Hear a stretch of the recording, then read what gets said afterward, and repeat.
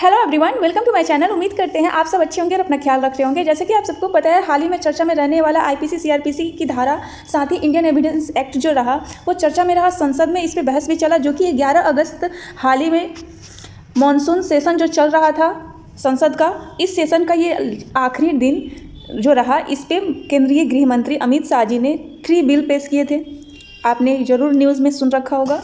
और ये तीनों ही बिल जो है हमारी न्याय प्रक्रिया जो है, क्राइम कोई भी अपराध होते हैं उसको सज़ा देने की जो प्रक्रिया होती है, ये सारे के डिपेंड करते हैं हमारे इन्हीं तीनों बिल पे। इससे पहले इसके नाम जो थे वो थे आईपीसी, सीआरपीसी और इंडियन एविडेंस एक्ट। लेकिन अब इन तीनों ही जो एक्ट हैं इनके नाम ही बदल दिए गए हैं क्या है, और नाम बदलने के साथ ही उसमें बहुत सारे बदलाव किए गए हैं। तो जाहिर सी बात है, जब भी कोई बदलाव होता है तो वो संसद के थ्रू ही होता है। यानी कोई भी किसी भी स्टेट का नाम से बदलना हो, या फिर जो है किसी भी कानून में चेंजेस लाने हो, यानी बदलाव लाना हो, या फिर कोई भी प्रक्रिया यदि जिसमें बदलाव करनी है तो वो संसद में ही होते हैं। और यानी कि संसद के आप 3 स्वरूप को देखते हैं, एक में है लोकसभा, एक में है राज्यसभा, ठीक है, और एक में है राष्ट्रपति, ठीक है, यानी प्रेसिडेंट। तो आप इन तीनों ही, जब लोकसभा से कोई भी बिल पेश किया जाता है या राज्यसभा से, इन दोनों ही सदनों से बिल पेश किए जा सकते हैं। और जब ये दोनों से पास आउट हो जाते हैं और इस पर प्रेसिडेंट का सिग्नेचर हो जाता है, साइन हो जाता है, तो वो बिल अब वो बिल नहीं रह जाता, अब वो एक्ट बन जाता है, ठीक है। तो वो क्या बन जाता है? एक्ट, यानी कि कानून बन जाता है।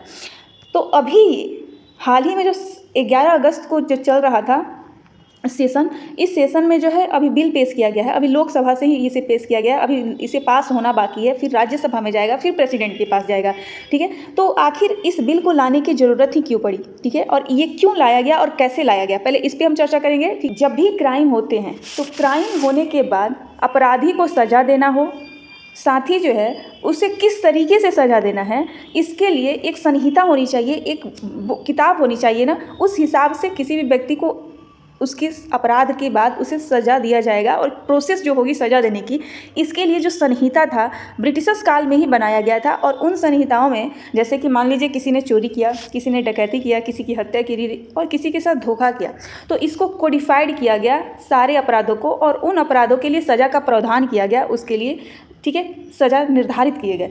इन निर्धारित सिस्टम को ही हम क्या कहते हैं? क्रिमिनल जस्टिस सिस्टम कहते हैं, ठीक है। इन तीनों कानूनों के दायरे में ही किसी भी देश में अपराध से जुड़ी प्रक्रिया का निपटारा किया जाता है, वो चाहे वो आईपीसी, सीआरपीसी और इंडियन एविडेंस एक्ट हो। यहाँ इंडिया है तो इसलिए इंडियन एविडेंस एक्ट कहा जा रहा। तो किसी भी देश में अपराध होता है तो उसके लिए तीनों ही कानूनों के दायरे में देश में अपराध से जुड़ी सारी प्रक्रिया का निपटारा होता है। यानी कि अपराध दर्ज होने से लेकर के किसी व्यक्ति को न्याय दिलाने तक, उसे सज़ा मिलने तक का जो सफ़र होता है, वो तीनों ही इसी कानून आईपीसी, सीआरपीसी और इंडियन एविडेंस एक्ट पे निर्धारित है।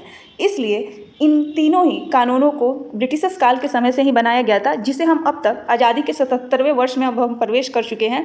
इसे हम अब तक प्रक्रिया हमारे कोर्ट्स में अब तक यही चल रहे थे। लेकिन इन्हें कहीं ना कहीं हमारी स्वतंत्रता के बाद इसे हम अब तक अपनी व्यवस्था में लागू किए हुए थे। तो जब ये बनाए गए थे उस वक्त औपनिवेशिक शासन या ब्रिटिशर्स ने अपने अकॉर्डिंग, अपनी सुविधा के अकॉर्डिंग जो है कानूनों को परिभाषित किया था, और उस आधार पर सज़ा का प्रावधान भी किया था। तो कहीं ना कहीं उसमें ब्रिटिशर्स काल की झलक दिखती थी, जिसको बदलना बेहद ही ज़रूरी था।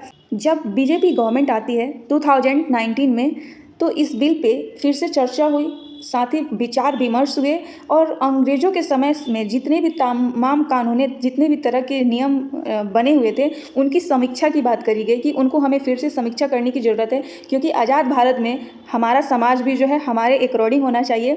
और जब हम ब्रिटिशर्स के गुलाम थे उस वक्त, उस समय के अकॉर्डिंग और उनके फ़ायदे, ब्रिटिशर्स के फ़ायदे के अकॉर्डिंग कानून व्यवस्था को बनाया गया था। तो उसमें बदलाव की सख्त ज़रूरत है। इसी के साथ इस बिल को इंट्रोड्यूस किया गया। इसके लिए जो है बातचीत हुई, बहुत सारा परामर्श लिए गए बहुत सारी यूनिवर्सिटीज़ से, जिसमें स्टेट भी शामिल है। कहते हैं कि लगभग जो है 18 राज्यों से इसमें विचार लिए गए थे। 6 इसमें है, जिसमें 6 हैं, 18 राज्य की बात हो रही है, ठीक है। लगभग जो है 16 हाई कोर्ट और सुप्रीम कोर्ट इसमें इन्वॉल्व हुआ इस विचार विमर्श में, ठीक है। साथ ही 22 लॉ यूनिवर्सिटीज़ शामिल थी, 5 जो है जुडिशियल एकेडमी शामिल थे, ठीक है। इसके अलावा 22वां हमारा लॉ कमीशन रिपोर्ट भी इसमें आप इस पर विमर्श हुआ।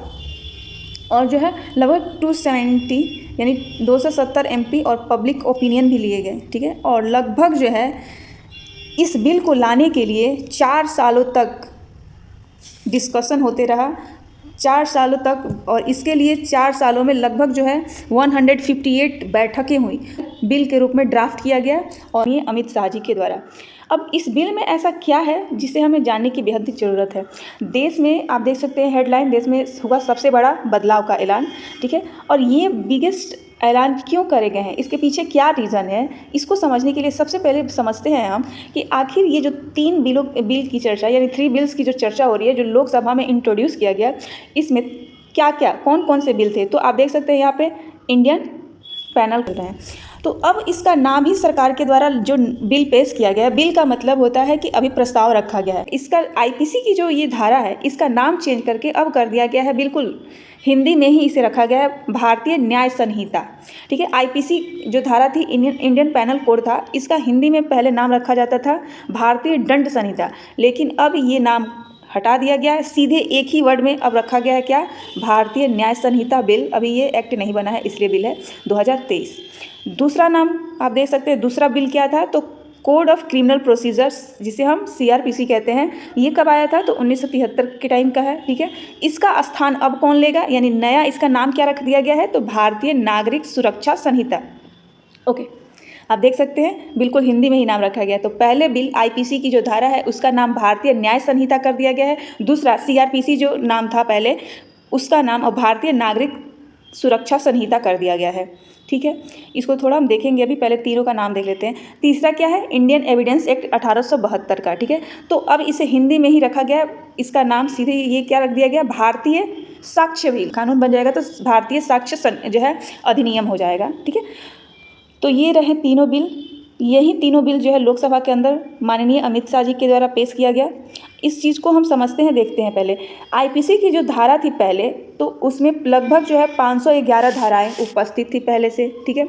लेकिन अब जो है 511 के बदले अब मात्र जो है जो भारतीय न्याय संहिता जो है, इसमें मात्र 356 सेक्शंस होंगे।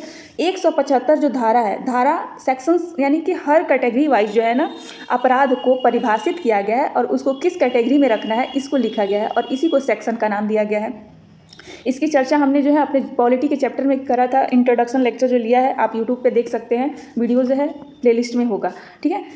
यहाँ हम क्या करें, 175 जो सेक्शंस हैं इनको जो है इसमें सुधार किया गया है, ठीक है। तो जितनी भी धाराएं थी पहले, तो 511 धाराएं थी, जिनमें से अब मात्र 356 ही धाराएं रखे गए हैं और इन धाराओं में अब 175 जो धाराएं हैं इनमें यानी सेक्शंस हैं इनमें सुधार किया गया है, ठीक है। साथ ही कुछ नए धाराओं को भी ऐड किया गया है, तो लगभग 8 सेक्शंस को ऐड किए गए हैं और पहले के जो सेक्शंस थे, जो धाराएं थी, उनमें 22 धाराओं को पूरी तरीके से जो है रिप्लेस्ड कर दिया गया, हटा दिया गया, रिमूव कर दिया गया है, ठीक है। आई होप ये आप समझ पाए होंगे। तो एग्जाम में क्वेश्चंस वन लाइनर के रूप में पूछे जा सकते हैं, इसीलिए हमने इस चीज़ को डिफाइन कर दिया।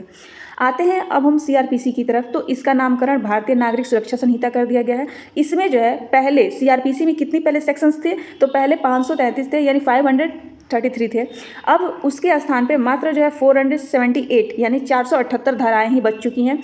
इसमें भी जो है इन धाराओं में भी जो है लगभग 160 जो सेक्शंस हैं, जो धाराएं हैं, उनमें बदलाव किया गया है, ठीक है। उनमें जो भी सेक्शन में जो भी बातें लिखी गई तो उसमें कुछ चेंजेस लाए गए हैं, इसी को कहेंगे कि हम बदलाव किए गए हैं। जो 9 सेक्शंस हैं यानी नए धारा की बात करें इसमें ऐड करने की, तो 9 धाराओं को ऐड किया गया, 9 सेक्शंस को ऐड किए गए हैं, जबकि आईपीसी में 8 सेक्शंस को ऐड किए गए थे। साथ ही जो है आप देख सकते हैं 22 सेक्शंस आईपीसी से हटाए गए हैं, लेकिन सीआरपीसी से 9 सेक्शंस को हटा दिया गया, रिप्लेस्ड कर दिया गया है, ठीक है। तो ये आप ध्यान में रखेंगे। आते हैं नीचे, इंडियन एविडेंस एक्ट की बात करते हैं 1872 की। तो ये भारतीय साक्ष्य बिल है, ठीक है। अभी बिल है, जब एक्ट बन जाएगा, नवंबर का जो सेशन चलेगा संसद का, उसमें इस पर फिर से चर्चा होगी, तो ये बिल डेफिनेटली साधारण बहुमत के साथ जो है पास आउट होगा और एक्ट बन जाएगा। आगे बात करते हैं कि जो इंडियन एविडेंस एक्ट है इसमें लगभग 170 सेक्शंस रखे गए हैं, जबकि इससे पहले जो सेक्शंस थे आईईए में यानी जो है इंडियन एविडेंस एक्ट में, इसमें मात्र जो है 167 और इसमें 23 सेक्शन जो है, 23 जो धाराएं हैं उसमें बदलाव किए गए हैं 23 में, ठीक है। साथ ही एक सेक्शंस को ऐड किया गया, नया धारा को ऐड किया गया है, और 5 धाराएं जो हैं उनको रिमूव किया गया है। तो 22 धाराएं आईपीसी से रिमूव किए गए हैं, 9 धाराएं सीआरपीसी से रिमूव कर दिए गए, हटा दिए गए हैं, और साथ ही 5 जो है धाराएं यानी 5 सेक्शंस जो है रिप्लेस कर दिए गए हैं इंडियन एविडेंस एक्ट से। जैसा कि आप इस चार्ट में देख सकते हैं, इंडियन पैनल कोड 1816, ठीक है, क्रिमिनल प्रोसीजर कोड 1973 और इंडियन एविडेंस एक्ट जो है 1872 का। तो तीनों को आप देख सकते हैं, और जितनी भी चीज़ें मैंने बताई वहीं सारी चीज़ें आप देख सकते हैं, लिखी हुई है। आप इसको पेन डाउन कर सकते हैं, आपके एग्ज़ाम में ये हेल्प करेगा। आइए अब हम बात करते हैं कुछ अन्य इम्पॉर्टेंट चेंजेस के बारे में, जिसमें सेडिशन लॉ है, राजद्रोह का कानून है। ये पहले जो था वो सेक्शन 124A में था आईपीसी के, ठीक है, लेकिन इसे समाप्त कर दिया गया है क्योंकि ये अंग्रेजों के टाइम से ही था सेडिशन लॉ के तहत ही इसे जो है किसी भी व्यक्ति को सिख शक के आधार पे या फिर जो है उस पर मनमाने तरीके से कानून चार्ज करके उसे जेल में डाला जा सकता था। तो इस 124A में ब्रिटिशर्स के अकॉर्डिंग उनके अपने फ़ायदे के लिए ये सेडिशन लॉ रखे गए थे, इसलिए इसे समाप्त कर दिया गया है। लेकिन राजद्रोह के ऊपर कानून जो लाया गया, अब इसे 150 में शामिल कर दिया गया है। वर्तमान में जो भारतीय न्याय संहिता है, ये BNS के शॉर्ट फॉर्म के रूप में, यानी भारतीय N से न्याय और संहिता से S, इस फॉर्म में अब जो है आईपीसी के नहीं, जब ये लॉ के रूप में आ जाएगा तब इसे BNS शॉर्ट फॉर्म में कहेंगे। इसीलिए आप 2023 के अनुसार कोई भी व्यक्ति यदि जानबूझकर अपने शब्द से, वर्ड से, अपने संकेतों से, अपनी एक्टिविटी से इलेक्ट्रॉनिक संचार और वित्तीय संसाधनों का इस्तेमाल करके उकसाने या लोगों को उत्तेजित करने का प्रयास करता है और भारत की संप्रभुता, एकता और अखंडता को खतरे में डालता है, तो ऐसी व्यक्ति को जो है राजद्रोह के ऊपर चार्जेस लगाएंगे, और इसे रखा गया है सेक्शन 150 के अंतर्गत। आइए अब हम हेट स्पीच की बात करते हैं। धार्मिक भड़काऊ भाषण यदि देते हैं, इस स्थिति में किसी तरह का अपराध आप करते हैं भाषण के थ्रू, अपने स्पीच के थ्रू, तो उस केस में जो है आपको 3 साल की सज़ा और जुर्माने का प्रावधान है, ठीक है, आप पे चार्जेस लगाए जाएंगे। इसके अलावा धर्म को टारगेट करने पर आपको 5 साल तक की सज़ा, अगर आप दोषी पाए जाएंगे तो आपको मिलेगा। तो कुछ ये नए बदलाव के रूप में दिखने को मिलते हैं। इसके अलावा बदलाव नए कानून में फीमेल को लेकर के और बच्चों के ऊपर बहुत ही अच्छे से केयर किया गया है। कहा भी गया है कि महिलाओं और साथ ही नाबालिग बच्चों के साथ या फिर बच्चों के साथ किसी भी तरह का दुर्व्यवहार किया जाता है, यानी कि यदि रेप जैसे केसेस होते हैं तो उस हालत में जो है ना, आपको फांसी की सज़ा भी प्रावधान है, और कम से कम जो है 20 साल की सज़ा या फिर जो है आजीवन कारावास तक की सज़ा भी लिस्टेड कर दिया गया है। रेप होने पे भी जो है चार्जेस लगाए जाएंगे, और मौत तक का जो है ना, यानी कि आपको सज़ा सुनाया जा सकता है। इसके अलावा यदि गैंग रेप किया जाता है नाबालिग के साथ, तो उस केस में आपको तो उम्र कैद और साथ ही मौत की सज़ा ही निश्चित करी जाएगी। तो ये कुछ नए प्रावधान रखे गए हैं। साथ ही 2027 तक जितने भी हमारे देश के हाई कोर्ट्स हैं, और साथ ही जो भी आपको कोर्ट की व्यवस्था दिखेगी, उसके न्याय की प्रक्रिया को जो है ना, कोशिश किया जाएगा कि उसमें तेज़ी लाया जा सके, और जो भी सिस्टम व्यवस्था है उसको कंप्यूटराइज किया जा सके। तो कुछ इस तरीके के नए प्रावधान लाए गए हैं। मकसद यही है कि लोगों को जो है न्याय मिल सके और जल्दी मिल सके। साथ ही हम बात करते हैं कुछ ऐसे सेक्शंस के बारे में, ऐसे धाराओं के बारे में जो काफ़ी चर्चा में है और हर लोगों की जुबान पे दिखाई देते हैं। फिल्म के माध्यम से भी आप कह सकते हो खास इसका असर रहा लोगों के बीच पहुंचने का, जिसमें धोखाधड़ी 420 का जो है धारा सेक्शन है। इसके अलावा बलात्कार का सेक्शन यानी रेप का सेक्शन है, सामूहिक गैंग रेप का सेक्शन यदि देखें, और साथ ही जो है हत्या का। तो ये वो सेक्शंस है जो काफ़ी फेमस हो चुके हैं, और जब भी 302 की बात होती है, 420 की बात होती है, 376 की बात होती है, ठीक है, 375 की, तो दिमाग में आईपीसी की यही धाराएं, हत्या, धोखाधड़ी और रेप जैसे यही बात आते हैं। लेकिन ताज्जुब की बात है कि अब नए जो हमारे विधेयक पेश किया गया है, भारतीय न्याय संहिता जो है, उसमें जिसे हम शॉर्ट फॉर्म में BNS कहेंगे, वर्तमान में आईपीसी ये पहले था, इसका जगह लेने वाला है ये जिसे हम शॉर्ट फॉर्म में कहेंगे BNS, जिसमें अब सेक्शंस को बिल्कुल ही चेंज कर दिए गए हैं, ठीक है। तो अब हत्या के लिए 302 धारा नहीं लगेगा, इसके लिए 101 कर दिया गया है। धोखाधड़ी के लिए 420 अब नहीं रह गया है, अब जो है 316 रखा गया है। अपहरण के लिए 362 था, जिसमें गैंग रेप भी शामिल था, तो ये 376 में था, और रेप जो है 375 में था। अब इसे जो है 63 यानी कि 63 में कर दिया गया है। इसके अलावा गैंग रेप को जो है 70 में कर दिया गया है। एक्चुअली में जैसा कि मैंने कहा कि आईपीसी की धारा 302 जो है मर्डर के लिए जाना जाता था, अब ये मर्डर के लिए नहीं बल्कि छिनैती के लिए जाना जाएगा। तो ये मेजर चेंजेस किए गए हैं गवर्नमेंट, नई सरकार जो भी हमारी बिल लेके आई है। तो आप देख सकते हैं ये नए प्रावधान को, तो आप देख सकते हैं कुछ इस तरीके से नए बदलाव को। उम्मीद करते हैं कि ये वीडियो आपको पसंद आएगा, आपने चीज़ों को अच्छे से समझा होगा। इसी के साथ मिलेंगे हम नेक्स्ट वीडियो में। Thank you so much.